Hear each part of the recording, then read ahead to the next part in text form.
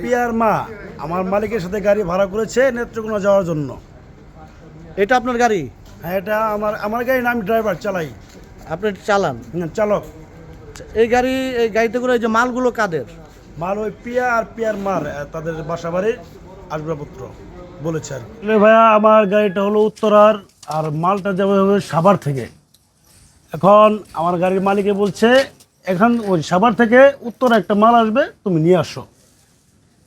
সেই পরিপ্রেক্ষিতে আমি সাভার আসি, আসার পরে মালামাল লোড হয়, হওয়ার পরে তারপর আস্তে আস্তে গুঞ্জন শুরু হয়, অনেক কিছু মামলা মোকদ্দমা তারা করছে ধর্ষক ব্যাপারে, সেটা তো আর আমার বিষয় না। পরে হঠাৎ করে তারা বলতেছে মালামাল যাবে নেত্রকোনা, আমার হোম ডিস্ট্রিক্টে। তো এরপরে কিছুক্ষণ পরে মনে করেন এক এক করে মনে করেন পোলাপান 1 জন 2 জন 3 জন 5 জন করতে করতে আপনার প্রায় রবিতে 5 থেকে 600 জন লোক আমার গাড়ির সামনে। ওরা আমাকে গাড়ি থেকে নামায় সাইড করে দোকানে রাখলো তারা।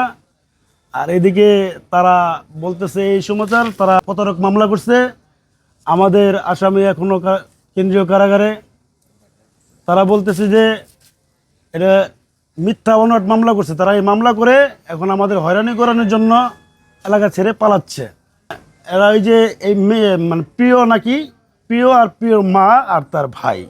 কিন্তু আসলে ব্যাপারটা আমরা কিন্তু এটা জানি না, তারা পালাচ্ছে এবং কি এরকম কোনো সমস্যা তাদের ভিতরে আছে। আমাদের গাড়ি হলো ভাড়ায় চালিত গাড়ি, ভাড়ায় চালিত গাড়ি, আমরা টিপ মারি।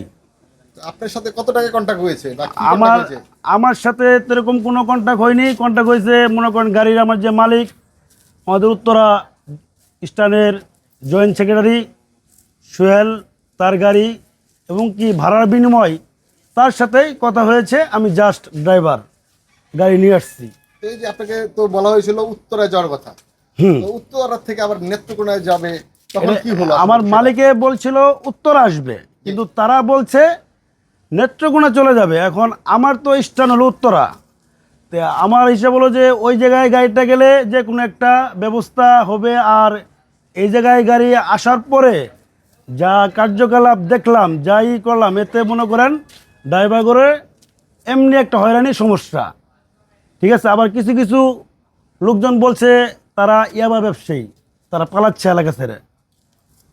আবার অনেকজন বলছে আমাদের নিরহ ছোট ভাই, তাকে মনে করেন এমনি ফাঁসানি হচ্ছে, হয়রানি করা হচ্ছে, তাকে আমরা যেতে দেবো না, এরকমভাবে আর কি। ভাই 500-600 লোক আমার গাড়ির সামনে হঠাৎ করে মনে করেন জমা হয়ে গেছে। এই কথাটা সে এলাকার যে লোকজন পোলাপান তারাই বলছে, এবং কি গাড়ি যে থানায় নিয়ে আসি, তারপরেও মনে করেন আমার গাড়িতে পুলিশ যে সময় থানায় নিয়ে আসি, সে সময় মনে করেন হুন্ডা দিয়ে 4 থেকে 5 জন যুবক বলছে ইয়াবা ব্যবসায়ীরা ভিডিও করতে করতে আপনার থানা পড়তে আসছে, মানে ওই গেট পর্যন্ত ইয়াবা ব্যবসায়ী, এদেরকে থানায় ধরে নিয়ে যাওয়া হচ্ছে।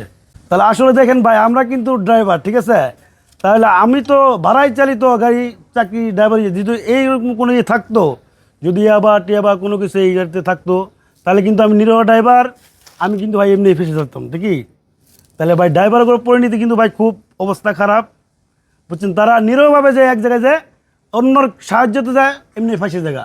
কিন্তু আমার যে সময় টিপটা ঠিক করেছে, তারা কিন্তু আমার মালিকের সাথেও বলে না এরকম কোনো মামলা মোকদ্দমা, এরকম কোনো ঝাইঝামেলা আছে, এরকম কিছু বলে না আমাদেরকে জাস্ট বলা হয়েছে একটা টিপ যাবে।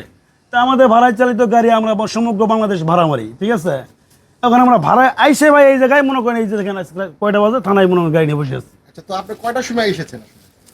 আমরা ওই জায়গায় আসছি মাগরিবের নামাজে আজান টাইমে, মালামাল লোড হয়েছে, তার আপনার সময় লাগছে 40 মিনিট।